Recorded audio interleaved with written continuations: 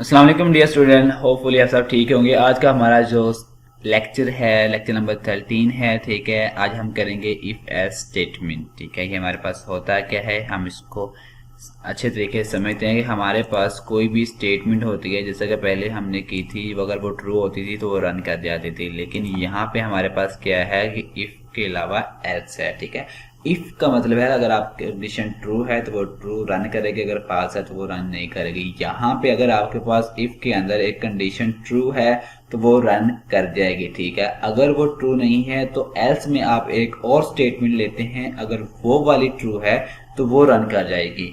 इसका मकसद ये है मेन कि अगर दो स्टेटमेंट्स में से आपके पास एक भी ट्रू है तो वो रन कर जाएगी। अब हम इसको प्रैक्टिकली देखते हैं कि हम इसको किस तरह से कर सकते हैं। हमारे पास यहाँ पे देख के सिंपल कोड हमने यहाँ पे रन किया। मैंने यहाँ पे क्या किया, वेरिएबल x लिया। ठीक है, उसकी मैंने वैल्यू दी यहाँ पे 50। ठीक है, इफ के अंदर मैंने कहा कि x ग्रेटर देन है 60 से।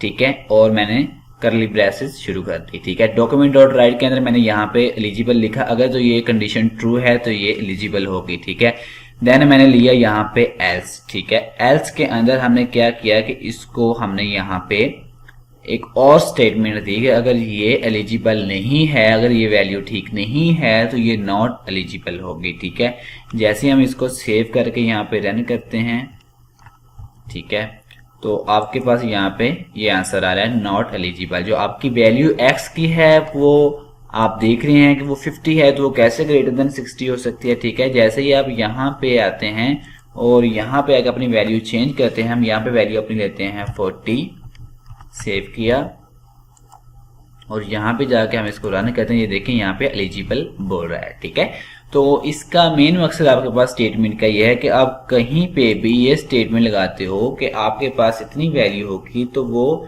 दूसरी वैल्यू से बड़ी है या छोटी है, तो वहां पे आप दो कंडीशंस यूज करते हैं। ये आप काफी वेबसाइट के अंदर जब यूज करेंगे एल्स स्टेटमेंट तो आपको समझ आएगी कि कहीं पे आप अपनी वैल्यू जो है वो छोटी वैल्यू यूज करते हैं, लेकिन आपका यूजर जो है वो बड़ी वैल्यू मांग रहा होता है, तो वो वहां पे उसको बता रहा होता है कि भाई आपकी ये वैल्यू ठीक है और ये वैल्यू ठीक नहीं है, तो इसके लिए आपके पास ये यूज होती है।